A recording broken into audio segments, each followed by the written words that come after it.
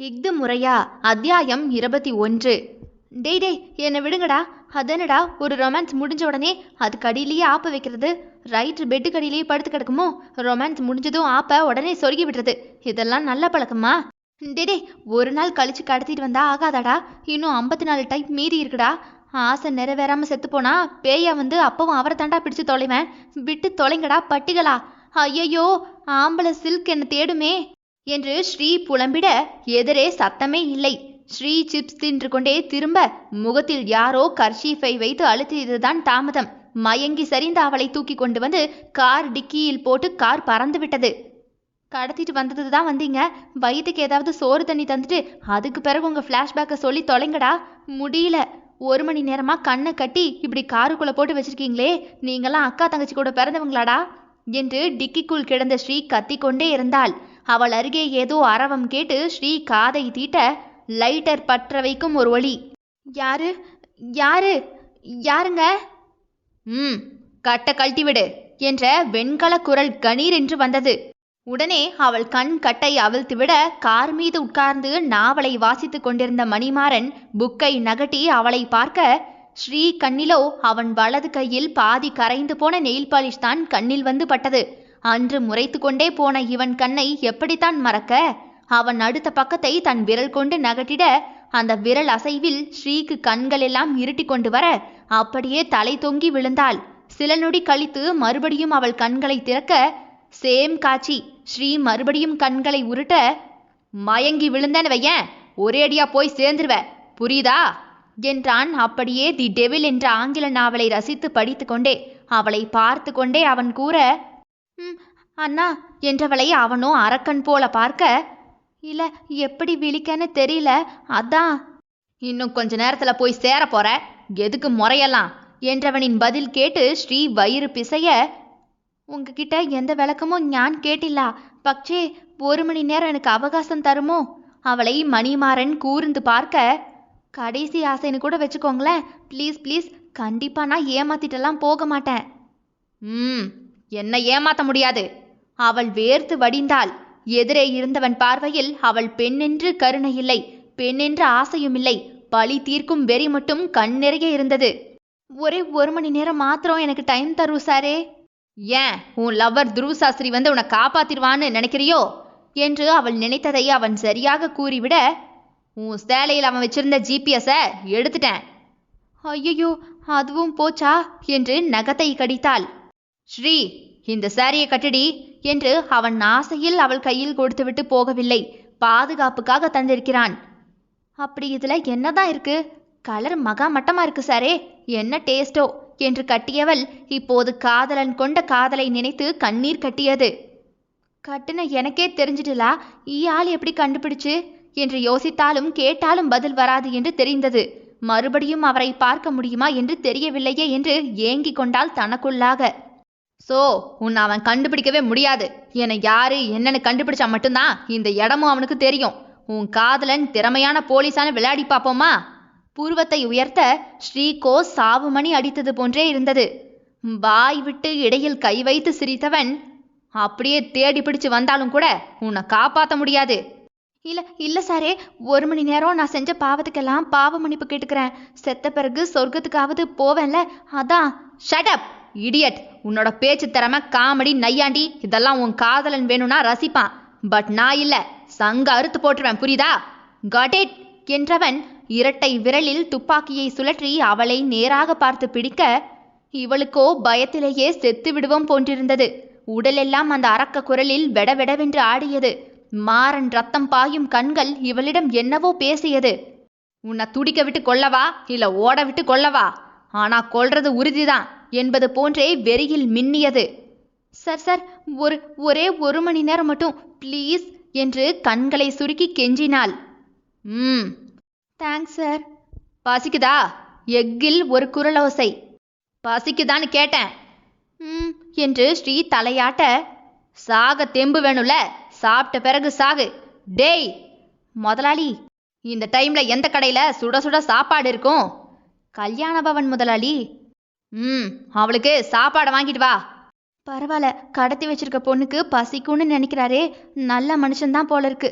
பக்ஷே என்ன ஏன் கடத்தி வச்சிருக்காருன்னு தெரியலையே என்று ஸ்ரீ தப்பி தவறி கூட மாறனை தலையை தூக்கி பார்க்கவில்லை. என்னவோ அந்த கண்களை பார்த்தாலே உயிர் நடுங்கியது.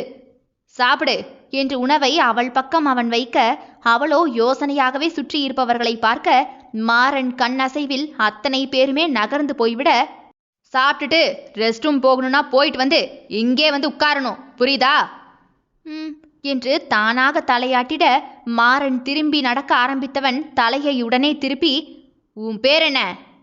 ஸ்ரீஜா அம்மோல். பேரை சொல்லும் முன்பாகவே அவன் வண்டி நகர்ந்து விட்டது. இதுக்கு எதுக்கு கேட்டாரு? சுற்றி முற்றி பார்த்தால் ஏதோ காடு போலவே இருந்தது. மூங்கில் மரங்களாக சூழ்ந்து குட்டி வீடு மட்டும் இருந்தது. பயத்தில் இவளுக்கு நாக்கு வறண்டாலும் கூட பயத்தில் எல்லாருக்கும் அழுக வரும்.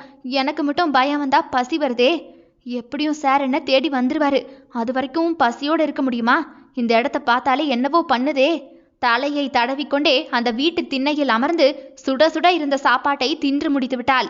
இங்கே துருவ் ஒரு சிறுநொடிதான் என்ன செய்வதென்று அறியாமல் மண்டையை பிடித்தான். இந்த வாட்டி உன்னை விடமாட்டேன்டி. எவனும் உன்னை தொட முடியாது.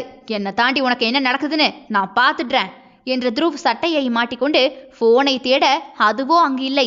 ஷிட், அவ்வளோ மயக்கத்திலேயா இருந்த? விறுவிறுவென்று வெளியே ஓடி வந்தவன் மணல் பாதையில் குத்த வைத்து அமர்ந்து வண்டி தடத்தை ஆராய்ந்தான். எந்த பக்கம் முந்தைய போகிறது என்று அறிந்து கொண்டவன் தன் காரை எடுத்துக்கொண்டு அதன் வழித்தடமாக போக ஆரம்பித்தவன் கண்களை சுருக்கினான். அதற்கு மேல் எந்த பக்கம் போயிருப்பான் குற்றவாளி என்று தெரியவில்லை. ஸ்ரீ அங்கே இருக்கும் ஒவ்வொரு நேரமுமே ஆபத்து. இருதயம் துடித்து துள்ளியது. சட்டென மூளையில் ஏதோ தோன்றவும் இருட்டில் வாக்கிங் போகும் நபரை பிடித்து போனை வாங்கி எஸ்ஐக்கு போன் போட்டவன், என்கிட்ட நேற்று ஒரு ஃபைல் தந்தியே. ஆமா சார். அதை எடுத்து உள்ள என்ன இருக்குன்னு பார்த்து சொல்லு என்று காரில் மறுபடியும் ஏறினான். சார் என் போனு என்று போனை கொடுத்தவர் வண்டியின் பின்னாலேயே ஓடி வரவும், என் காதலுக்காக போனை தியாகம் பண்ணதான் நினைச்சுக்க தம்பி என்று துருவ் கத்திக்கொண்டே வண்டியை இழுத்து விட்டான். உங்க காதலுக்காக நான் ஏன் சார் தியாகம் பண்ணணும்? சார் என் போனு என்று அவன் கத்தியது துருவுக்கு எங்கே கேட்டிருக்கும்? அவன்தான் பறந்து விட்டானே. சார் என்னாச்சு? இந்த நம்பர் வாட்ஸ்அப்புக்கு அனுப்பியிருக்கேன் சார், பாருங்க என்றதுமே துருவ் ஒரு கையில் வண்டியை ஓட்டிக்கொண்டே வாட்ஸ்அப்பை திறந்தவனின் கண் முன்பாக மணிமாறன் படம் விரிய விரிய சட்டென்று பிரேக் போட்டு வண்டியையே நிறுத்திவிட்டான். மாறா என்றவன் தொண்டை அடைத்தது. அவன் போட்டோவை பார்த்தான். சத்தியமாக குற்றவாளி இடத்தில் மணிமாறனை அவன் யோசிக்க கூட இல்லை. அதனாலேயே அவன் அதிர்ந்த கண்களை கூறியது அவனின் அதிர்ச்சியை. அவனை பற்றி நன்கு அறிந்த யாரோ ஒருவர்தான் என்பது வரை அவனுக்கு நன்றாக தெரியும் தான். ஆனால் மணிமாறனா? மாறா, நீயாடா? மூச்சு அடைத்து கொண்டு வந்தது. துருவின் நாருயிர் நண்பன் மணிமாறனவன். உயிரை கொடுப்பான் நண்பன், உயிரை எடுப்பானா நண்பன்? கண்ணை மூடி இருவரும் கடந்து வந்த பாதையை நினைத்து கொண்டவன், நட்பே பெருமை கொள்ளும் நட்புக்கு சொந்தமான ஒருத்தன் என் எதிரியா? சார் சார் என்று எஸ்ஐ அந்த பக்கம் அழைக்க, சார் ஆள் எங்க இருக்கான்னு ட்ரேஸ் பண்ணவா சார்? அவன் எங்க இருப்பான்னு எனக்கு தெரியும், நானே போய்க்கிறேன் என்றவன் எப்படி இந்த துரோகத்தை எதிர்கொள்ள என்று தெரியாமல் நெஞ்சு குத்த காரின் ஆக்சிலேட்டரை அழுத்தினான். துருவ், நீ மாமாக போறடா கம்பீர குரலில் சிரித்தான் மாறன். என்ன மாறா, பலான வேலை சரியா செஞ்சிருக்க போல, ஸ்பெஷல் டியூட்டி போட்டு வேலை போல. அன்று கடைசியாக இருவரும் சிரித்து பேசிக்கொண்டது அன்று ஒரு நாள் மட்டும்தான். அதற்கு பிறகு சில மாதங்கள் கழித்து வாழ்க்கையில் அவனுக்கான உறவை இழந்துவிட்டு உடைந்து போய் மாறன் நின்றபோது தேற்ற கூட அருகே யாரையும் அவன் விடவில்லை. மாறா என்ற துருவை அவன் அன்று பார்த்த அந்த ஒற்றை பார்வைக்கு அர்த்தம் புரியாமல் நின்றான். ஆனால் இன்று அந்த பார்வைக்கு அர்த்தம், நான் வாழாம பட்ட மரமா நிக்கிறது போல உன்னையும் நிக்க விடுவேண்டானா என்று சொல்லாமல் சொல்லிவிட்டது அவன் செய்த செயல்கள் யாவும். எப்படி இவனை மறந்தேன் நான் என்று துருவ் தன் தலையை தடவி கொண்டான். அன்று இவன் துரோகியாகினான், இன்று அவன் எதிரியாகினான். பழிக்கு பழி தீர்த்து விட்டான். அத்தியாயம் 22. காரில் போய்கொண்டிருந்த துருவுக்கு உண்மையாகவே கண்ணை கட்டிக்கொண்டு இருட்டி கொண்டு வந்தது. சத்தியமாக இந்த இடத்தில் மணிமாறனை அவன் 1% கூட எதிர்பார்க்கவில்லை. இவனுக்கும் அவனுக்கும் எந்த பகையுமே இல்லையே. ஏன் ஏன் ஏன்? மாறனை பார்க்கணும். சார் வெளிநாட்டுக்கு போயிட்டார் சார். எது, வெளிநாட்டுக்கு போயிட்டானா? என்கிட்ட கூட எதுவும் சொல்லாம அவன் இப்படிலாம் போக மாட்டானே. அவன் நல்லா இருக்கான் தானே? தெரியல சார், யார்கிட்டையும் சொல்லிக்கல சார். நைட்டோட நைட்டா கிளம்பி போயிட்டாரு. எப்போ வருவான்? அதுவுமே தெரியல சார். துருவ் மாறன் வீட்டு வாசலிலிருந்து அவன் போனுக்கு அழைப்பு விடுக்க அதுவோ உயிரை இழந்திருந்தது. உறவுகள், நட்பு, சொந்தம் என்று எதுவுமே வேண்டாம் என்று மொத்தமா இந்த நாட்டை விட்டே போய்விட்டான். வருடங்கள் கழிந்தது. என்னைக்காவது அவன் போன் போட்டா த்ருவ் தேடிட்டே இருக்காருன்னு மட்டும் சொல்லு. சரி சார் என்றவர்களுக்கே மாறன் எங்கே போனான் என்று தெரியாது. அதனால்தான் காணாமல் போன அவனை இவன் யோசிக்கவே இல்லை.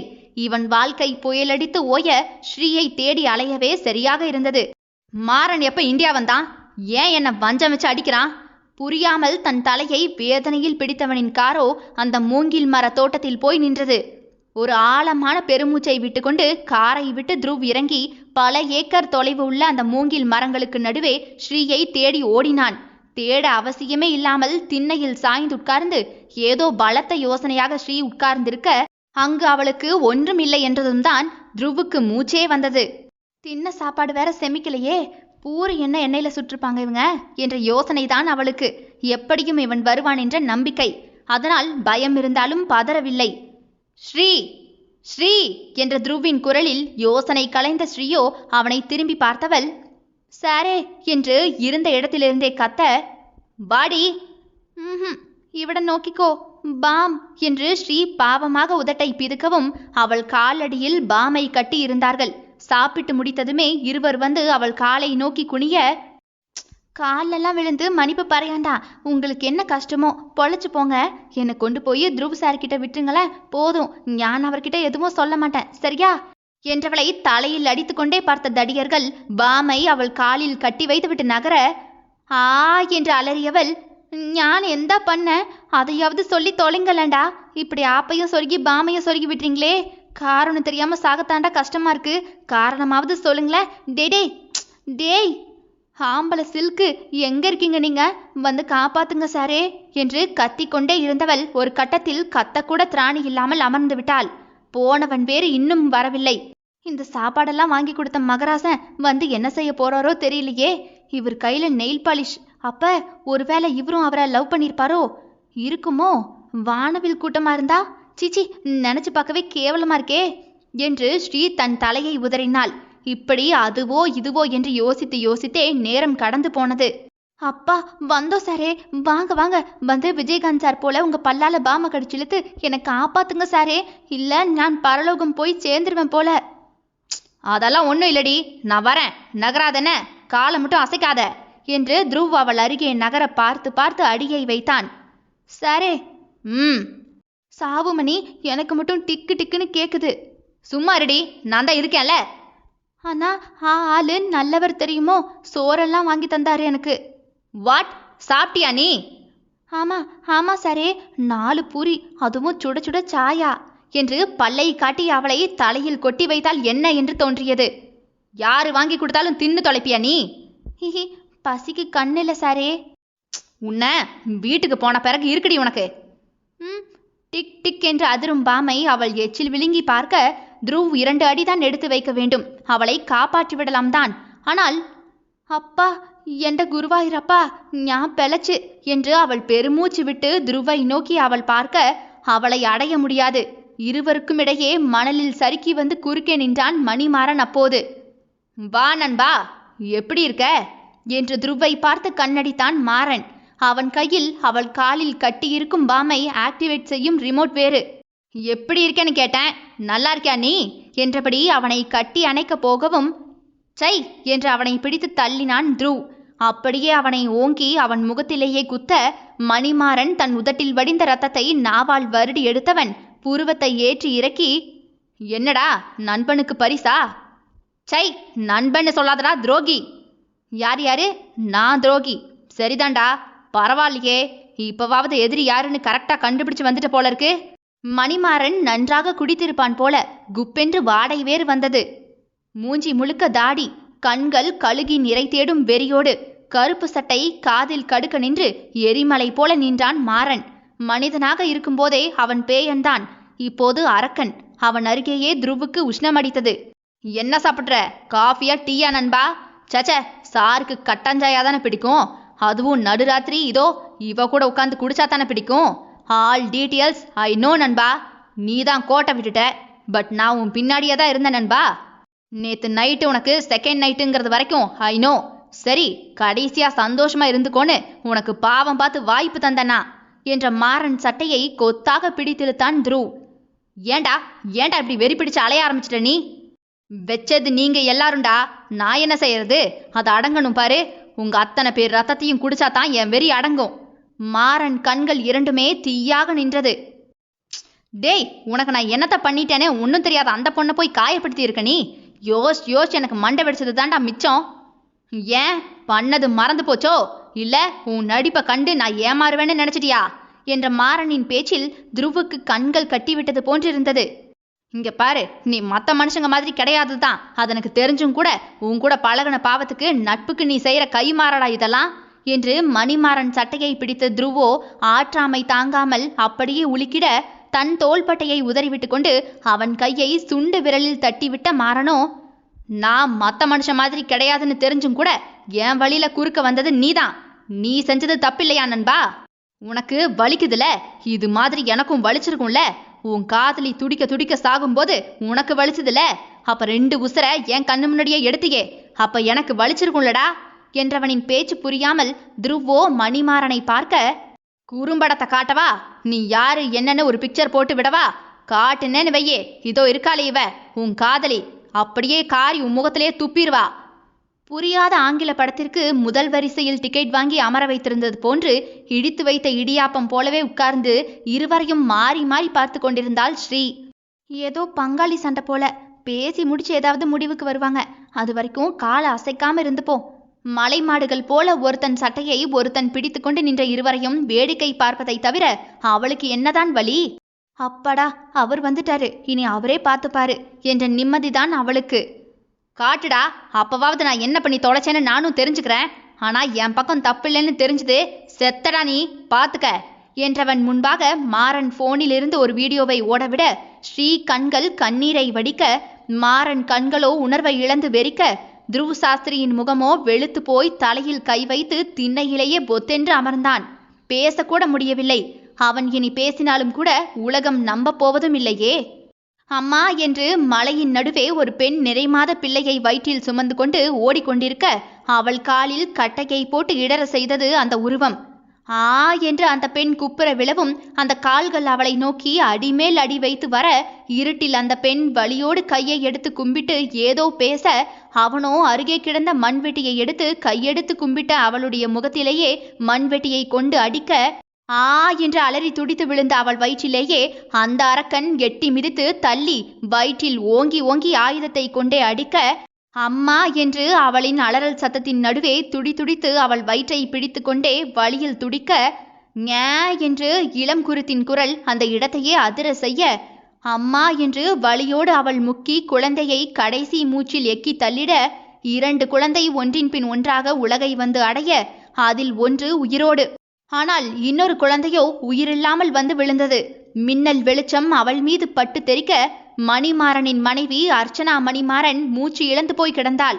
அதே மின்னல் துரோகியை அடையாளம் காட்டிட நினைத்ததுவோ என்னவோ, மின்னல் வெளிச்சம் திரும்பி நடந்து வந்து கொண்டிருந்த அந்த ஆண் உருவத்தின் மீதே விழவும் தெரியாத உருவம் இப்போது தெரிந்தது. ஆம், மண்வெட்டியை சுழற்றியபடியே நடந்து வந்து கொண்டிருந்தான் துருவ் சாஸ்திரி. இது முறையா? இவன் செய்தது தவறா? அவன் செய்தது தவறா? அத்தியாயம் 23. எல்லோரும் இந்த வலியை எல்லாம் மறுபடியும் வாழ்க்கையில் பார்த்துவிடக்கூடாது என்று நினைப்பார்கள். ஆனால் இவன் மட்டும் தினம் தினம் பார்த்து பார்த்து தன் நெஞ்சில் வலியை கூட்டிக் கொள்கிறான். வலி வெறியாக மாறி வெறி தீர்க்க அலைந்து கொண்டிருக்கிறான் மணிமாறன்.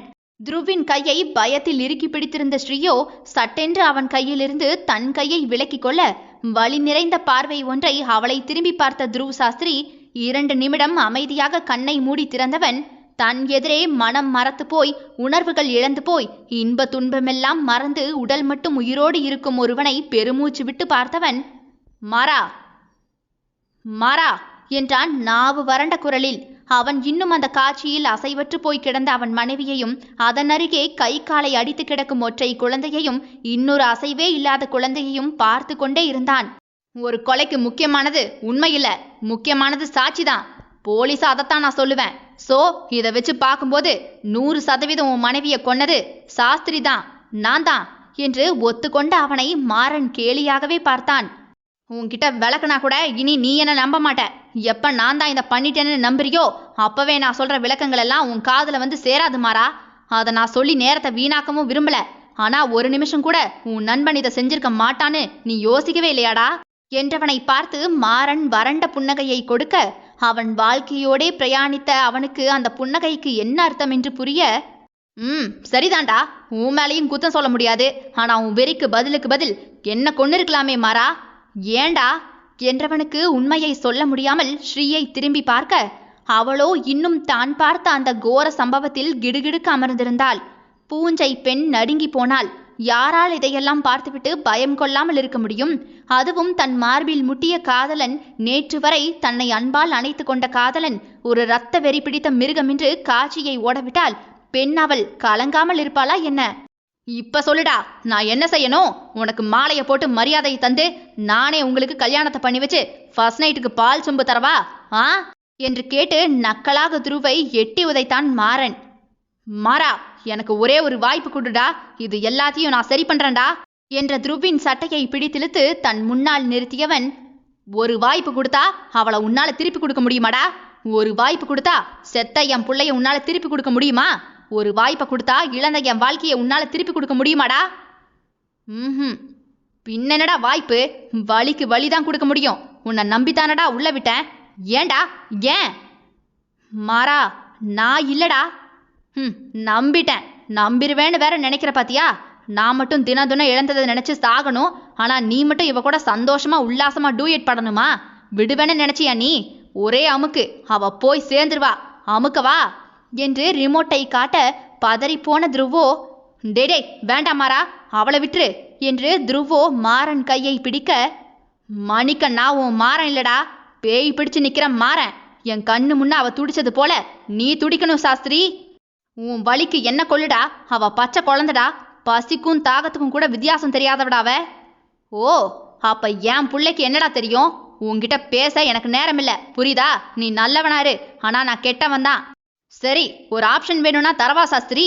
சிம்பிள், அவளை நீயே கொன்னுடு என்ற மாறனை துருவ் அடிக்க போகவும் கையில் உள்ள ரிமோட்டை அவன் அமுக்க போக, வேண்டாம் வேண்டாண்டா. அது நான் இதுதான் முறைங்கிறேன், நீ இது முறை இல்லைங்கிற. அப்ப எதான் முறை? ஒன்னே நீ கொல்லு, இல்லனா நான் கொல்றேன், இல்லனா அவளே செத்துக்கட்டும். உன் ஆளு பழைய ஹிஸ்டரிய ஓட விடவா? அதுவும் குறும்படமா எடுத்து வச்சிருக்கேன் மாமே. உனக்கு லாஸ்ட் கிஃப்ட் பண்ணவா? உன் ஆளு எப்படி துடிச்சான்னு பாக்குறியா? பாவம், அது பேயடிச்சு போயிருக்கு. அதையும் பார்த்துச்சு கேரளத்து குட்டி நாக்குல நொரத்தள்ளி போய் சேர்ந்துரும் போல இருக்கே என்று மாறன் சிரித்தான். துருவோ நிரபராதி என்று கூற ஒற்றை சாட்சி இல்லை. வேண்டாம் மாறா, அவளுக்கு பழைய ஞாபகம் வரக்கூடாது, அதானடா. ஆனா நான் சொன்னது நீ செய்யலின்னு வையன், வர வச்சிருவேனா?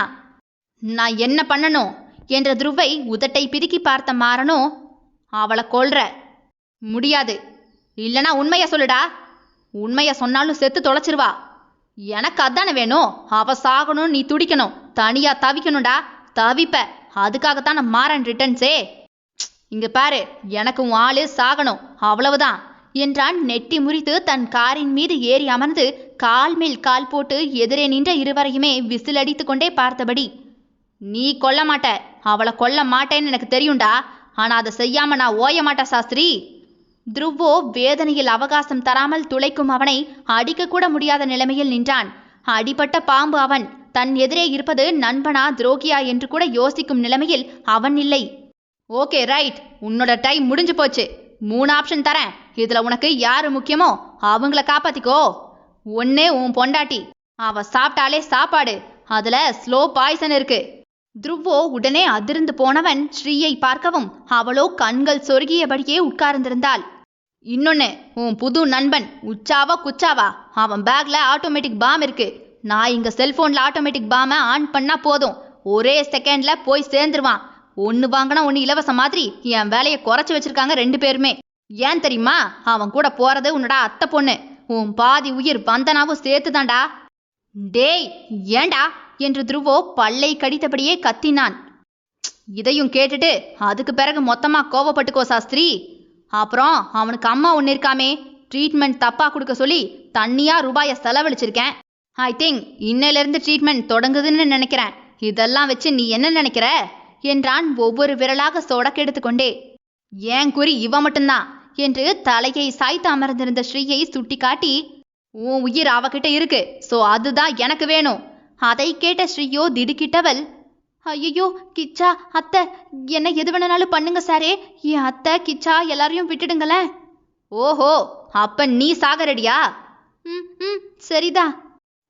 ஸ்ரீ என்று துருவோ அவள் அருகே போக நினைக்கவும் கையை நீட்டி தடுத்த ஸ்ரீயோ, அன்னைக்கு கேட்டீங்கல்ல சாரே, ஒருவேளை நான் உன்னை ஏமாத்திட்டேன்னா என்ன பண்ணுவேன்னு, அன்னைக்கு சொன்ன அதே தான் இன்னைக்கும் சொல்றேன். நீங்க என்ன லவ் பண்றீங்களா இல்ல ஏமாத்துவீங்களான்னு யோசிச்செல்லாம் உங்க மேல எனக்கு பிரியம் வந்துட்டில்ல சாரே. எனக்கு உங்களை பிடிச்சது, எனக்கு நீங்க வேணும்னு தோணுச்சு, எனக்கு உங்க கூட வாழணும்னு தோணுச்சு. அதனால தான் உங்க கூட வாழ்ந்தேன், உங்களை காதலிச்சேன், உங்க கூட இருந்தேன். உங்களை நான் குறையெல்லாம் சொல்ல மாட்டேன் சாரே. ஆனா என்று மணிமாறனை பார்த்து பெருமூச்சை விட்ட ஸ்ரீயை பார்த்து மறுப்பாக தலையை அசைத்தவன், வேண்டாம் ஸ்ரீ, தப்பா எதுவும் முடிவெடுத்துறாத. அவரோட இழப்பு அதிகம் தானே சாரே, எல்லாத்தையும் இழந்துட்டாரு. அந்த காட்சியை பார்க்கும்போதே புரியுது எனக்கு சாரே. நான் மறிச்சா அவருக்கு சந்தோஷம் கிட்டிங்கில் நான் போறேன் சாரே என்றால் மெலிதாக புன்னகையை செய்தபடியே. ஸ்ரீ, அப்ப நீ கூட என்ன சந்தேகப்படுறியா ஸ்ரீ? அவன்தான் என்ன நம்பல, நீ கூட என்ன நம்பலியா? அதுல இருக்கிறது நானா இருக்குன்னு நீ கூட நம்பிட்டல்ல என்றவனுக்கு ஸ்ரீயும் தவறாக நினைத்து விட்டாளே என்கின்ற வேதனையில் வெந்து போனான். அவ்வளவு பெரிய திரையில நேருக்கு நேரா உங்களை பார்த்த பிறகு யாரு சாரே நம்பாம இருக்க முடியும் என்றவளை துருவோ பதில் சொல்ல முடியாமல் பார்த்தவனின் முகத்தை இப்போது ஆழமாக பார்த்த ஸ்ரீயோ, பக்சே, இதை விட பெரிய திரையை போட்டு உங்களை தப்பானவர்னு காட்டியிருந்தாலும் கூட ஞான் நம்பிடல சாரே, ஞான் அறியும் என்ற பிரியமானவரை, நீங்க கலங்காதீங்க சாரே என்றவளை கண்கள் கலங்க துருவ் பார்த்தான். என்ன குழந்தைய பாத்துக்கிற நீங்கள் ஒரு குழந்தையோட சாவுக்கு காரணமா இருப்பீங்களா சாரே? என் வலியை உணரக்கூடிய நீங்கள் ஒரு பொண்ணோட வலிக்கு காரணமா இருந்திருப்பீங்களா? ஒரு பொண்ணுக்கு வலியை கொடுத்துருப்பீங்களா சாரே? உங்க மென்மை எப்படின்னு ஞான் அறியும், உங்க வன்மை எது வரைன்னு ஞான் அறியும் சாரே என்றவளின் பேச்சில் தளர்ந்து நின்ற கொடி ஒன்று ஒற்றை மழைநீர் பட்டு செழித்து வளர்வது போன்று அவள் பேச்சில் சோர்ந்து நின்ற துருவ் முகமோ தெளிவாக ஆரம்பித்தது. எவன் நம்பினால் என்ன, எவன் நம்பாவிட்டால் என்ன, இதோ அவன் கண்மணி. நீ பிழையே செய்திருக்க மாட்டாய் என்றாலே இது போதாது, இருந்த அத்தனை வலியும் போய் கம்பீரமாக தன் மீசையை முறுக்கினான். இது ஏன் காதல்டா, இதான் காதல். போடா நீயும் உன் நட்பும். அவளை கொன்னா பின்னாடியே நானும் போவேன், என்ன கொன்னா என் பின்னாடியே அவளும் வருவாடா. எங்க 2 பேரையும் பிரிச்சு கலங்க வச்சிடலான்னு கனவு காணாத மாறா. வாழ்ந்தா 2 பேரும் வாழுவோம், செத்தாலும் 2 பேரும் சாவண்டா. போயும் போயும் சாவு கஞ்சின கோழைன்னு நினைச்சியா? காதலுக்கும் நட்புக்கும் மட்டும்தாண்டா நான் கோழையாக்கி நிப்பேன். ஆனா உனக்கு உண்மை தெரியும் போது நீதான் உடஞ்சு போவ. சாரே, அவர் என்ன கொல்லட்டும், காதலுக்காக என்ன கொடுத்தேன்னு யாரும் கேட்க முடியாதுல்ல, உயிரை கொடுத்தேன்னு சொல்லலாம் தானே. அதென்ன கருவேப்பிலையாடி காய்கறி வாங்கினதுக்கு கொசரா கொடுக்க? இல்ல சாரே, நான் உங்களை எவ்வளவு லவ் பண்றேன்னு தெரிய வேண்டாமா? நீ எல்லாம் ஆணியே புடுங்க வேண்டாம், புரியுதா? ஒரு தடவை புடுங்கினதே போதும். நீ என்ன பண்ற, மீதி 54 ட்ரை பண்ணு, சரியா? அதுக்கு ஞானும் நீங்களும் உசுரோடு இருக்கணுமே சாரே. ஆளு விடுமோ, அவட நோக்கி கொன்னுட்டு புதைக்கவா புதைச்சிட்டு கொல்லவான்னு நிக்கிறாரு. 2 பேரும் கொஞ்சம் முடிச்சிட்டிங்களா? யாரு முதல்ல போக போறீங்க? பரவாயில்ல, அன்னைக்கும் அவனை விட்டுருங்க என்ன கொல்லுங்கன்னு நின்னா, இன்னைக்கும் என்ன கொல்லுங்கன்னு நிக்கிறா. நல்ல லவர் தாண்டா உனக்கு கிடைச்சிருக்கு. அப்ப ஆட்டத்தை தொடங்கலான்னு நினைக்கிறேன். என்ன சொல்ற? அட போடா, நான் வாழ்க்கையில ஜெயிச்சிட்டேன்டா. என்ன செய்யணுமோ செய். I am ready to live or I am ready to die என்ற துருவை கண்கள் சுருங்க மாறன் பார்த்து கொண்டிருந்தவன், 2 பேரும் சாவுங்க, பட் உன் முன்னாடியே சாக போற அவளோட சாவை பார்த்துட்டு நீ சாவு என்ற மாறன் கைகள் அவள் மறந்து போன காட்சிகளை போனில் ஓட விட்டு விட்டான். துருவ் அதிர்ந்து போய் அதை ஆஃப் பண்ண நினைக்கும் முன்பாக ஸ்ரீ தலையில் துப்பாக்கியை வைத்து அழுத்திய மாறனோ, பக்கத்துல வந்த செதறிடும், மூவ் என்ற மாறன் கையில் துப்பாக்கியை அழுத்த துருவோ வேறு வழியே இல்லாமல் கல்லாக நின்றான். எப்படியும் பால் ஊத்த போறது உறுதிதான் மச்சீஸ், அது சாதா பாலா இல்ல மசாலா பாலான்னு தான் தெரியல. அத்தியாயம் 24. துருவுக்கு என்கவுண்டர் செய்யும் பொழுது காலில் அடிபட்டு விட்டது என்ற விஷயத்தை கேள்விப்பட்டுவிட்டு ஹாஸ்டலில் இருந்து வெளியே ஓடி வந்தவள் முன்பாக மணிமாறனின் கார் வந்து மறைத்தபடியே நின்றது. தன் ஒற்றை கையில் குட்டி குழந்தையை தூக்கி கொண்டு கீழே இறங்கிய மாறனை யார் என்று தெரியாமல் மதுஸ்ரீ பார்த்து கொண்டிருக்க, மாறனோ சத்தமே இல்லாமல் அவள் முன்பாக இதே வீடியோவை போட்டு காட்டிவிட கலங்கி போய் அவனை பார்த்தவள், புரியுது சாரே, ஆனா இது அவர் பண்ணிருக்க மாட்டார்னு எனக்கு தோணுது. அவர் எதுவும் செஞ்சிடாதீங்க சாரே, அவருக்கு பதிலா நான் வரேன், என்ன கொன்னு போட்டுருங்க என்று அன்றும் இதையேதான் சொன்னாள் அவள். அதுவும் சரிதான், உன்னை கொன்னா அவனுக்கு தினம் தினம் சாவுன்னா உன்னை கொல்றதுக்கு நான் தயார். விடிய கால் 5 மணிக்கு வந்து சேரு என்று அனுப்பி வைத்தான். இது அத்தனையும் வீடியோவில் பதிவாகி கொண்டே இருந்தது. அவன் தினம் தினம் அனுபவிக்கும் இந்த காட்சிகளை துருவும் பார்க்க வேண்டும் என்பதற்காகவே இந்த வீடியோ எடுக்கப்பட்டது. ஸ்ரீ, நான் சொல்றேன், இது எதுவும் உண்மை கிடையாது. அதை நீ பார்க்காத, கண்ணை மூடிக்கடி. இது எதையும் நீ மூளைக்கு கொண்டு போகாத ஸ்ரீ என்று துருவ் கத்தி அவளை திசை திருப்ப பார்த்தான். ஆனால் காட்சியில் வந்த தன்னையே தலையை சரித்து ஸ்ரீ பார்த்து கொண்டே இருந்தாள். அடுத்து என்ன நடக்கப் போகிறதோ என்ற பயத்தில் துருவுக்கு உயிரே ஒரு நிமிடம் நின்றுவிட்டது. ஸ்ரீக்கு பழையது ஞாபகம் வந்தால் இன்றோடு அவளை இழக்க வேண்டியதுதான். காட்சிகள் ஒன்றன் பின் ஒன்றாக வெறி பிடித்து ஆடிய மாறன் அவதாரத்தை காட்டியது. துருவுக்கு தன் கண் முன்னாலேயே சித்திரவதை அனுபவித்து விழுந்து கிடந்த ஸ்ரீயை பார்க்க முடியாமல் பல்லை கடித்து மாறனை பார்க்க அவனுக்கோ எல்லல் நகை. அவன் வேதனை இவனுக்கு ரொக்க பரிசாயிற்றே. இருவரும் ஒரு சேர ஸ்ரீயை பார்க்க ஸ்ரீயோ தலை தொங்கி போய் கிடந்தாளங்கு. ஸ்ரீ என்று துருவ் கத்திய கத்தில் அந்த காடே ஒரு நிமிடம் அதிர்ந்து குலுங்கியது. அலறிக்கொண்டே துருவ் அவளை தூக்கி தன் மார்பில் போட்டு தட்ட மரண நொடிகள் அவை. ஏண்டா என்று வேதனையோடு மாறனை பார்த்தவன், அவளுக்கு மட்டும் ஏதாவது ஆச்சு, எங்க 2 பேரை கொன்ன பழி உன்னை காலம் முழுக்க விடாது. ஸ்ரீமா, ஸ்ரீ என்று அவள் கன்னத்தை தட்டி இதழிலேயே முத்தமிட்டவன், நீ வேணும், மதுஸ்ரீயா ஸ்ரீஜாவான்னு தெரியாது, ஆனா நீ வேணுண்டி. இல்ல, உனக்கு முன்னாடி நான் போறேன். மறுபடியும் உன்னை இழக்கிறதுக்கெல்லாம் எனக்கு சக்தி இல்ல. உன்னோட இழப்பை என்னால தாங்க முடியாது என்றவன் மாறன் கையிலிருந்த துப்பாக்கியை வாங்கி தன் நெற்றியிலேயே வைத்து அழுத்த போக அவன் கையை தடுத்து பிடித்து இருந்தால் அவனின் Sri. Sri, are you okay? அது நானா? காட்சியை அவள் கை காட்ட, உனக்கு ஞாபகம் வந்துட்டில்லா சாரே? எனக்கு எதுவுமே ஞாபகம் வந்துட்டில்லா சாரே. ஏன் என்று பாவமாக கேட்க இறுக்கி அணைத்து கொண்ட துருவோ, வரவே வேண்டாண்டி தங்கம். எப்படி இதை பார்த்தும் கூட எதுவும் ஞாபகம் வரவில்லை என்று துருவ் யோசிக்கவும், எவ்வளவு உசுர கொடுத்து காதலிச்சிருக்கேன், ஆனா எதுவும் எனக்கு ஞாபகமே வரலையே. எல்லாம் இந்த கிச்சா பட்டி பண்ணிய வேலை தான் சாரே. கிச்சாவா? தினம் தினம் கதை சொல்லட்டான்னு கேட்டு கேட்டு கூட்டிட்டு போய் இதே கதையத்தான் எனக்கு சொல்லி தொலைச்சான் அவன் என்று மூக்கை உறிஞ்சினாள். ஒரு வாரமா இதே கதை தான். ஒரு பொண்ணு இருந்துச்சா, அவளை இப்படியெல்லாம் துடிக்க வச்சு கொன்னாங்களான்னு சொல்லி சொல்லி ஜோலியை முடிச்சுட்டான். யோசிச்சு பார்க்குறேன், ஒன்றுமே ஞாபகம் வரல சாரே. கொஞ்சமாச்சும் மேக்கப்பை போட்டுட்டு போயிருக்கலாம் சாரே. பார்க்கவே நல்லா இல்ல, உவாக் என்று உதட்டை பிதுக்கினாள். கிருஷ்ணாவோ அவள் மூளையை அதிரவே விடாமல் பக்குவப்படுத்தி விட்டான். புதிதாக ஒன்றை பார்த்தால்தான் அதிரும், ஆபத்து. கிச்சாதான் ஏற்கனவே பல தடவை வாய் வழியாக சொன்ன கதைதானே இது. என்ன, அவன் கற்பனை இன்னும் அதிகமாகவே இருந்தது. இன்றோ கண் வழியே பார்க்கிறாள். அவன் சொன்ன அளவு இல்லைதான். ஓகே, 2 அடியில போயிட்டான் போல என்று திருப்திதான். அவ்வளவுதான். இவளுக்கு எதுவுமே ஞாபகம் வந்த பாடில்லை. மூளை அதிரவும் இல்லை. துருவுக்கு போன மூச்சு திரும்ப வந்தது. அப்பா, இனி இவளுக்கு ஒன்றும் இல்லை என்பதே அவனுக்கு திருப்திதான். மாறன் என்னவோ யோசித்து செய்ய அவள் சும்மா இருந்து பல்லை காட்டிட இவனுக்கோ ஆத்திரம் மீண்டும் ஏற ஏற பல்லை கடித்து கொண்டு 2 பேரையும் நோக்கி போக போனவனின் கையில் உள்ள போனில் கற்பூர பொம்மை ஒன்று என்ற பாடல் இசைக்கவும் சட்டென்று போனை ஆன் செய்து காதில் வைத்தான். அப்பா, நீ எங்க இருக்க என்றது மழலை குரல் ஒன்று. இங்கதான் பக்கத்துல இருக்கேன் குட்டிமா என்று கடினமான தன் குரலை நளினமாக மாற்றிக்கொண்ட மாறன் முகம் முழுக்க அந்த வெறி அடங்கி போய் அப்படியே குளிர்ந்த நிலவாக மகள் குரலில் மாறிவிட்டான். என்னடா குட்டிமா, தூக்கம் வரலையா? முழிச்சிட்டீங்களா? இல்லப்பா, காலையிலேயே மூச்சு விட முடியல. பாப்பாவுக்கு நெஞ்சு அடைக்குது, அதான் பாப்பா அப்பா தேடிச்சு. நெஞ்சு வலிக்குதா?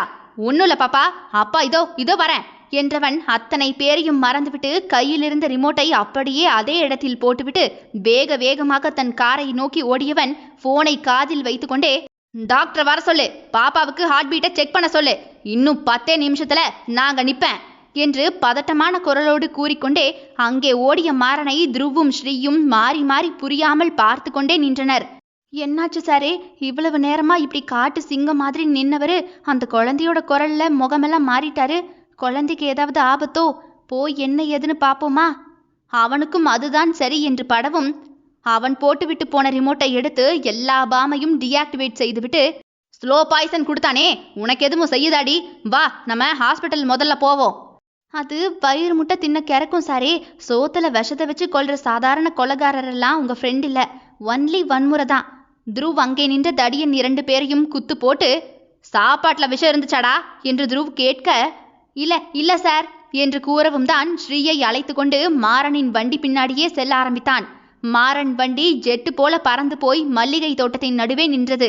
அதிலிருந்து மாறன் வேக வேகமாக இறங்கி உள்ளே ஓடினான். அவன் வருவதற்கு முன்னதாகவே பல மருத்துவர்கள் அங்கே நின்றார்கள். டாக்டர், பாப்பாவுக்கு எதுவும் இல்லையே என்று கையை பிசைந்து கொண்டே நின்றவன் அரக்கன் தானா இல்லை அன்பானவன் தானா? விடை தெரியாத கேள்விதான் அவன். மாறன், பயப்படுறதுக்கு ஒன்றும் இல்லைன்னு சொல்ல மாட்டேன். ஏற்கனவே உங்களுக்கு சொன்னது தானே, பாப்பாவோட இதயத்துல 3 வால்வு தான் வேலை செய்யுது. அன்னைக்கு நடந்த சம்பவத்துல அந்த குழந்தை இறந்துருச்சு. ஆனா இந்த குழந்தைக்கு இதயத்துல பலமா அடிபட்டிருக்கு. ஸோ 3 வால்வு வேலை செய்யுது. ஒன்று அப்பப்ப சுருங்கிருது. அந்த நேரங்கள்ல பாப்பாவுக்கு மூச்சு அடைக்குது, படபடன்னு வருது. நம்ம ஏற்கனவே இதெல்லாம் பேசிக்கிட்டோம் தானே. இதுக்கு என்னதான் சார் தீர்வு? என் பிள்ளை என் கண்ணு முன்னாடியே தினம் துடிச்சு சித்திரவதைப்படுதே. முற்றிலுமாக உடைந்து போய் நின்றான் உலகத்தில் தனித்து விடப்பட்ட ஒருவன். 6 வயசு வரைக்கும் பாப்பா இதயத்துல ஆபரேஷன் பண்ண முடியாது மாறன். அது வரைக்கும் இப்படி பதட்டம், பயம் இதெல்லாமே நமக்கு பழக்கமாக்கிக்க வேண்டியதுதான். அப்படியே சேரில் தன் தலையை வேதனையோடு பிடித்து கொண்டிருந்த மாறன் தோளிலேயே துருவின் கைகள் படவும் அண்ணாந்து பார்த்தவனின் கண்களில் கண்ணீர் கட்டி நின்றது. இதுக்கு என்னடா பதில் சொல்ல போறீங்க எல்லாரும்? குருவி கூட்ட கொத்தி கொதறி போட்டுட்டீங்களடா. மாறா, அப்பா என்று குழந்தையின் குரலில் துருவின் கையை தட்டி விட்டுவிட்டு வேகமாக மகளின் அறைக்குள் ஓடியவன் குழந்தையோடு குழந்தையாக சிறிது நேரம் பேசி விளையாடிவிட்டு மகளை தூக்கி கொண்டு வெளியே வரவும், ஹாய் அங்கிள். அப்பா, அன்னைக்கு இந்த அங்கிளோட ஃபைலை தானே நீங்க சுட சொன்னீங்க என்று குழந்தை தன் தகப்பனை பார்க்கவும் ஆமாம் என்று கண்ணசைத்தான். துருவை முறைத்து கொண்டே சொன்னான், ஏன்பா இவங்க கூட சண்டையா? 2 பேரும் முறைச்சுக்கிட்டே இருக்கீங்க. அவன் என்னோட எதிரி என்ற தகப்பன் கன்னத்தை பிடித்து தன் பக்கமாக பார்க்க வைத்த குழந்தையோ, அப்படி என்ன தப்பு செஞ்சாங்க? மன்னிக்க முடியாத தப்பு செஞ்சிட்டாமா. அப்படின்னா இன்னைக்கு நாம இப்படி நிக்கிறதுக்கு காரணமே அவன்தான். அப்ப அந்த ஆன்ட்டி? ஸ்ரீயை கை நீட்டினாள் குழந்தை. அவங்க கூட இருக்கிறதே அவளோட தப்பு தான். 2 பேரையும் அப்பா பழி வாங்க போறேன், சண்டை போட போறேன், கொல்ல போறேன். ஐயோ அப்பா, அப்பா பாவம். நம்ம அம்மாவுக்கும் பாப்பாவுக்கும் வலிச்ச மாதிரி தானே அவங்களுக்கும் வலிக்கும் என்ற மகளை அணைத்து பிடித்து கொண்டவன், எனக்கும் உனக்கும் வலிக்குதே பாப்பா. இப்படி நம்ம 2 பேரும் தனியா நிக்கிறோமே பாப்பா. நமக்கு யாருமே இல்லையே பாப்பா. இதுக்கெல்லாம் காரணம் அவன்தான். என்ன செய்ய சொல்ற பாப்பா? பாப்பா சொன்னா என்ன வேணும்னாலும் கேப்பியாப்பா? ஆமாடா தங்கம், நீ சொன்ன அப்பா சாக கூட செய்வேன். அப்போ அவங்கள மன்னிச்சு விட்டுடுப்பா என்று குழந்தையை அதிர்ந்து போய் மாறன் பார்க்கவும், எனக்கு தான் அம்மா இல்லை, அவங்க பாப்பாவுக்கும் அம்மா இல்லாம பண்ணிட்டா அந்த பாப்பா பாவம் இல்லை? என்ன மாதிரி ராத்திரி ராத்திரி அம்மா தேடி அழும்ல, பாவம். என்ன தப்பு செஞ்சாலும் மன்னிச்சிடு. ஆனா சாமி கிட்ட போன பாப்பாவும் அம்மாவும் திரும்பிலாம் வரமாட்டாங்கன்னு நீ தானே சொன்ன. இவங்கள கொன்னா திரும்பி வந்துருவாங்களாப்பா? மாட்டாங்க என்னும் விதமாய் அவன் தலையாட்ட, பின்ன எதுக்குப்பா நீ கஷ்டப்படுற? சாமிக்கே நம்ம மேல கருணை இல்லை. அவனே நம்மளை பார்த்துக்கிட்டு சும்மா தானே இருக்கான். நீயும் நானும் டெய்லி அலறோம், அம்மா தேடுறோம், தரல. அவனுக்கு கண்ணில் அதெல்லாம் படலை போல. இவங்கள நீ கஷ்டப்படுத்தி எதுக்கு சொல்லு என்ற மகளை உச்சி குளிர முத்தமிட்டவன், உன் பொறுமையும் சகிப்புத்தன்மையும் அன்பும், ஐயோ என் தங்கம், உன்னை இப்படி பார்க்கும் போதெல்லாம் ஏதாவது செய்யணும்னு எனக்குள்ள வெறி வர்றத என்னால கட்டுப்படுத்தவே முடியல பாப்பா. பா வந்து பாடு, நான் தாலாட்டு பாடுறேன், உனக்கு தூக்கம் வரும் என்று குழந்தை குதித்து ஓடிப்போய் திண்ணையில் அமர்ந்து கொண்டு வாவென்று கையை நீட்டவும் அவன் குழந்தையாகி போய் மகளின் மடியில் சுருண்டு போய் படுக்க தன் தகப்பனின் தலையை கோதிவிட்ட குழந்தையோ கற்பூர பொம்மை ஒன்று என்று மழலை குரலில் பாடும் குழந்தையை கண்ட யாருக்குமே கண்கள் கலங்கி இருதயம் நைந்து போகும். துருவுக்கே அவன் யார் என்று கண்டுபிடித்து வெட்டி துண்டு துண்டாக போட வேண்டும் போன்றிருந்தது. மாறனுக்கு உடலும் உள்ளமும் துடிப்பதில் தவறில்லையே. அப்பா என்ற ஒரு சத்தம்தான் வந்தது. அவங்கள போக சொல்லவாப்பா? அதற்கும் என்ற பதில் மட்டும்தான். மன்னிச்சிட்டியாப்பா?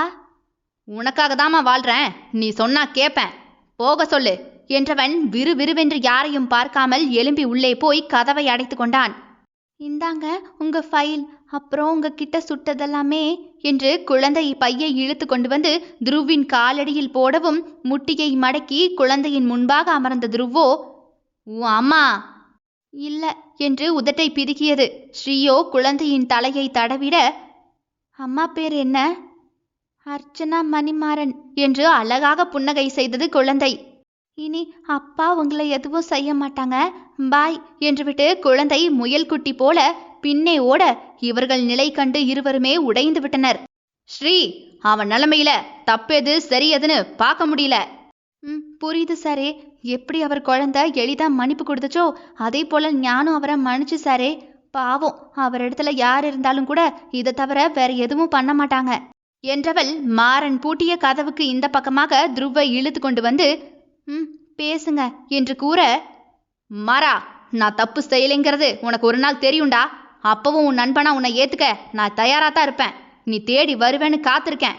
உன்னை பார்த்துக்கடா முதல்ல, நான் வரேன், எல்லாம் மாறும் என்று விட்டு ஸ்ரீயை பிடித்து கொண்டு வெளியேறினான் துருவ். மாறுமா? என்ன மாறும்? எது மாறும்? கோணலா மாறிப்போன என்னோட வாழ்க்கை மாறுமா? விரக்தியாக புன்னகை செய்தான் மணிமாறன்.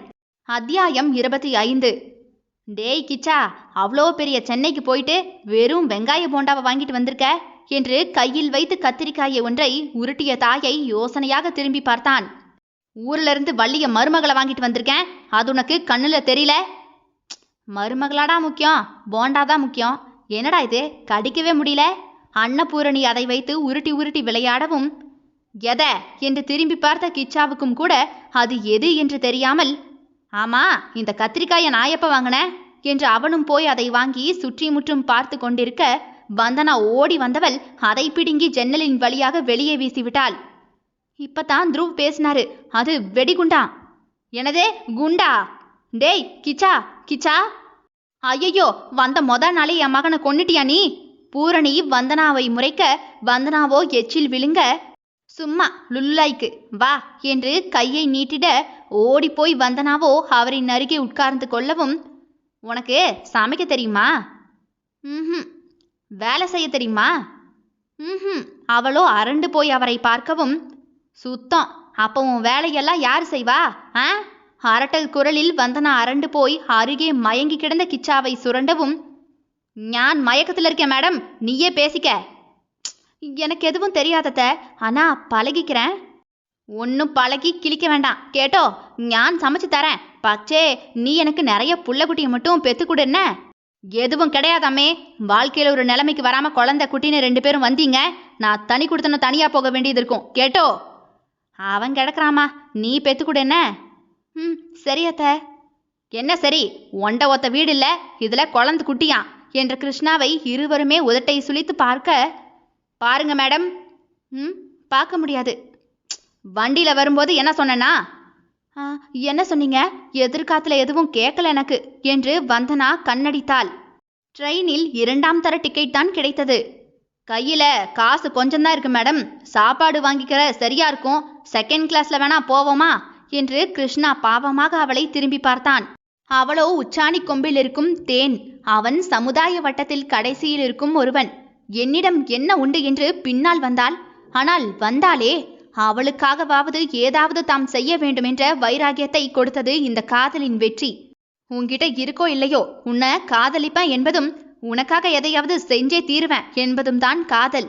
எனக்கு ஒன்றும் பிரச்சனை இல்லை கிருஷ்ணா, போகலாம் என்றவள் தன் கை காதுகளில் மாட்டியிருந்த வைரத்தோடுகளை கலட்ட, ஐயோ காசு இருக்கு, இதெல்லாம் வேண்டாம். எப்ப அந்த வீட்டை விட்டு வெளியே வந்தனோ அப்பவே நான் கிருஷ்ணமூர்த்தி பொண்டாட்டி, இனி மயில்சாமி பணத்துல வந்த நகையை போட்டா அது என் புருஷனுக்கு கேவலம் என்று பக்கத்தில் இருந்த யாசகர் கையில் வரிசையாக போட்டுக்கொண்டே வந்தவள், ட்ரெயின் போக போகுது வா என்று அவள் கையை அழுத்தி பிடித்து கொண்டவன் ஓடும் ட்ரெயினில் அவள் இடையை பிடித்து ஏற்றி அவனும் ஏறி அப்பாடா என்று சீட்டில் அமரவும், இதற்கு மேல் அவளுக்கு எதுவுமே வேண்டாம், போதும், அவன் மட்டும் போதும் என்கின்ற நிலைமைதான். கிருஷ்ணா அவன் கை சந்தோடு தன் கையை போட்டு கொண்டவள் கிருஷ்ணாவின் தோளில் சாய்ந்து கொண்டாள். போதுமா? எங்க விட்டுட்டு வந்துருவீங்களோன்னு பயந்தேன். இனிதான் நீ நிறைய பார்க்கணும். பரவாயில்ல, பணத்தை பார்த்துட்டேன், பணம் இல்லாம வாழ்றது எப்படின்னு கத்துக்கிறேன் கிருஷ்ணா, நோ ப்ராப்ளம். ஒரு வீடாவது கட்டிடுவோம். அதுக்கு பிறகு கல்யாணம் கட்டிக்கலாம் சரியா என்று அவள் முடித்து விட்டாள். நிரந்தரமா வருமானத்துக்கு ஏதாவது வழி பண்ணிடலாம். அதுக்கு பிறகு குழந்தைய பெத்துக்கலாம். Good good. கல்யாணம் முடிகிற வரைக்கும் நீங்களும் நானும் ஒரே வீட்டுல கட்டுப்பாடா இருந்துக்கலாம், அதான கிருஷ்ணா? அதெல்லோ அதெல்லோ என் வெள்ளை கட்டி என்று யாருக்கும் தெரியாமல் அவள் கன்னத்தை பிடித்து கொஞ்சினான்.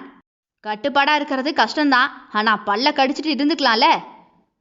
உங்க பக்கத்துல நான் வரமாட்டேன். உங்களை டெம்ப்ட் பண்ண மாட்டேன். தப்பு தப்பாலாம் பேச மாட்டேன். சரியா? இதைத்தான் சொல்லணும்னு நினைச்சேன். இப்படி பொண்டாட்டியெல்லாம் யாருக்கு அமையும் சொல்லு? ஹிஹி. அவளோ அசடு வலிந்து கொண்டாள். அப்புறம் அம்மாவுக்கு நீ எதுவும் செய்யலைனாலும் பரவாயில்ல, கஷ்டம் மட்டும் படுத்திடாத. என்னை பார்த்தா கொடுமைக்காரி போல இருக்கா? ஏய் புசு புசுவென்று மூச்சு விட்டவள், உங்க அம்மாவுக்கு நான் செய்யாம யார் செய்வா? கோபம் வந்தா சண்டை போடுறோம், சந்தோஷமா இருந்தா 2 பேரும் பேசிக்கிறோம், பிடிக்கலைன்னா முகத்தை திருப்பிக்கிறோம். ஆனா இது எதுவும் உங்க காதுக்கு வராது. போதுமா? போதும் வந்து. வந்து கோபமா உண்டோ? இல்ல. உதட்டை சுளித்த அவள் உதடு கூட தங்கமாக மின்னியது. அம்மா, அது என்ன திடீர்னு மயில் மண்டைய உடைக்க போயிட்டீங்க? பின்ன உன்னை பிடிச்சி தரன்னு இழுக்கிறாரு. பொண்ணு மேல கை வைக்கிறது எந்த பழக்கம்? அப்போ ஐயா என்னை வச்சு பூஜை பண்ண போறீங்களோ? தொடாம புள்ள பேக்க முடியாது தெரியுமா என்று உதட்டை அவள் கடிக்க, அது வேறடி என்றவன் அவள் காதில் ஏதோ கிசு கிசுக்க, பார்டர் தாண்டது நான் இல்ல, நீங்க தான் என்று சிவந்த முகத்தை அவள் திருப்பிக் கொள்ள, உல்லாசமாக விசிலடித்து அவள் இடையை பிடித்து தன்னோடு நெருக்கமாக அமர வைத்தவன், உண்மையாவே என்ன லவ் பண்றியாடி என்று சந்தேகமாகவே அவனை குனிந்து பார்த்தான். ஓடுற ட்ரெயின்ல இருந்து குதிச்சுதான் உங்களை லவ் பண்றேன்னு நிரூபிக்கணுமா? காட்டுட்டுமா? இல்ல, எனக்கு நம்பவே முடியல. சப்ப ஃபிகரெல்லாம் சைட் அடிச்சுக்கிட்டு இருந்த எனக்கு இப்படி கிக்கு ஃபிகரா ஒருத்தி பொண்டாட்டியா வந்து அமைவான்னு நான் நினைச்சு கூட பார்க்கல. அதான் கனவா நினைவான்னு யோசிச்சுக்கிட்டு இருக்கேன். வேணும்னா உதட்டோட உதட்ட வச்சு கிஸ் பண்ணி காட்டவா? இது கனவா கனவில்லையான்னு தெரிஞ்சிரும். பாத்தியா, இப்படிலாம் பேசக்கூடாதுன்னு சொல்லி சொல்லி பேசுறோம். ஆமால என்று அவளும் நெளிய, எப்படியோ ஆந்திரா வந்து சேர்ந்தார்கள். எப்படி வந்தார்கள் என்றே தெரியவில்லை. ஒருவர் பார்வை ஒருவரை தீண்ட, ஒருவர் கை இன்னொருவரை கையை பற்றி கொள்ள இதமாய் சிறு சிறு அணைப்பு. எதுக்கு 2 காஃபி கிருஷ்ணா? 1 போதும், பாதி பாதி எடுத்துக்கலாம் என்ற வந்தனா இன்னும் மனதிற்குள் ஏதோ செய்ய ஆரம்பித்தாள். வெறும் தயிர் சாதம் தான் இருக்குடி. ஊறுகா இருக்குல்ல, அது போதும் என்ற மனம் கொண்ட பெண்கள் எத்தனை ஆண்களுக்கு கிடைத்துவிடும்? அங்க வச்சு எல்லாத்துக்கும் சரி சரின்னு சொல்லிட்டு இப்ப மாமியார் கூட கூட்டணி போடுறதெல்லாம் முறையில்ல கேட்டோ என்று கிருஷ்ணாவை இருவருமே சட்டை செய்யாமல் கதை அளக்க, அம்மே நாளைக்கு கல்யாணம், நீ என்னம்மா சொல்ற வந்தனா? எனக்கு இதுல இஷ்டம் இல்ல என்று கிருஷ்ணா வேறு முறைக்க, இன்னைக்கு கூட ஓகே தான் அத்தை என்ற வந்தனாவை பார்த்து நரநரத்தான். அடுத்த 10 மாசத்துல புள்ள வேணுமா? வந்துமா? அதுக்கு என்னத்த, அவரே மாட்டேன்னு சொன்னாலும் ஒத்த மாத்திரையை போட்டு ஆளை மடக்கிடுறேன். மாமியார் கூடவே இரு நீ, நான் அங்க போறேன் என்று கிளம்பிய கிருஷ்ணா முதுகை தொலைத்து கொண்ட வந்தனாவோ, அம்மா ரொம்ப ஆசைப்படுறாங்க, ட்ரீட்மெண்ட்ல எதுவும் ஆகிருமோன்னு, கல்யாணம் மட்டும் பண்ணிக்கலாம், அத்தை பாவம்ல. ஸ்ரீயும் சாரும் வந்துடட்டும் என்றதும் ஸ்ரீக்கு தகவல் போக, சரே சரே வாங்க வாங்க கல்யாணம் பண்ணிக்கலாம் என்று அவனை தள்ளாத குறையாக தள்ளி இழுத்து வந்து விட்டாள். அன்னபூரணி எளிமையாக 2 ஜோடிக்குமே திருமணத்தை தயார் செய்திருந்தார். குவாரியில் வேலை செய்யும் நபர்கள் எல்லோருமே வந்து ஆட்டம் பாட்டமின்றி திருமணம். ஆனால் மனம் நிறைந்து போனது. ஸ்ரீயின் கழுத்தில் தாலியை கட்டி 3 முடிச்சு போடும்போது துருவ் அவளை குனிந்து பார்த்து, இது முறையாடி, மொத்தமா அடிமையாக்கிட்டியே. இது முறையா? ஏன்? பின்ன மொத்தமா மயக்கிட்டீங்களே. என்ன வேணும்டி கேளு, தரேன். உங்களுக்காக உயிரையே கொடுக்க போயிருக்கேன்ல, உங்க உயிரை தாங்கல. உசுரை கொடுத்து வேலை செஞ்சு ஒரு உசுரை கொடுங்க சாரே. அந்த குட்டி பொண்ணை பார்த்த பிறகு எனக்கும் வேணும் போல இருக்கு. கொஞ்சிய அவள் ஆசை புரிந்தது. ஆனால் தலையாட்ட முடியாதே. அவனோ பாவமாக அவளை பார்க்க, தாலியெல்லாம் கட்ட வேண்டாம், பாப்பா தருவேன்னு சொன்னாதான் தாலி, போங்க என்று எழும்பி போக போனவளை கோழியாக அமுக்கி தாலியை கட்டிவிட்டான். எனக்கு புள்ள வேணும் சாரே, இல்லைன்னா இனி எதுவும் வேண்டாம். அப்ப பாக்கி 54 வேண்டாம் என்று அவனை முறைத்து கொண்டே திரிந்த மனைவியை எப்படி சமாதானம் செய்ய என்று புரியவில்லை. அவன் கட்டிய புது தாலியில் குழந்தைகளோடு நொண்டி அடித்து கொண்டு நின்ற மனைவியை பார்த்து கொண்டே துருவ் திண்ணையில் அமர்ந்திருக்க, கிருஷ்ணாவும் அருகேதான் இருந்து வந்து வந்தனாவை பார்த்து கொண்டிருந்தான். மிஞ்சி போனால் 400 ரூபாய் இருக்கும் அவள் கட்டி இருந்த சேலை, கையில் கண்ணாடி வளையல், கழுத்திலோ காதில் கவரிங் நகை. இவனுக்கு என்னவோ செய்ய, சரே. என்ன கிருஷ்ணா? யோசனை கலைந்து கிருஷ்ணாவை திரும்பி பார்க்கவும், அது நான் என்று தடுமாறிய அவன் கையை எடுத்து தன் உள்ளங்கையில் வைத்து அழுத்திய துருவ், இந்த உலகத்தையே புரட்டி போட்டு தேடினாலும் கூட உன்னை போல ஒருத்தன் என் வந்தனாவுக்கு கிடைக்க மாட்டான் கிருஷ்ணா. இதான் அவளுக்கு சந்தோஷம், அவ சந்தோஷம்தான் என் சந்தோஷம். ஒருவருக்காக ஒருவர் வாழும் வாழ்க்கையில் கிடைக்கும் இன்பம்தான் பரிபூரணமானது. தொடரும். இதனுடைய அடுத்தடுத்த அத்தியாயங்கள் நாளை இரவு 7 மணிக்கு வந்துடும். கேட்க தவறாதீர்கள் மக்களே. இஃது முறையா. விடைபெறுகிறேன். நான் உங்கள் ஆர்ஜே தியா.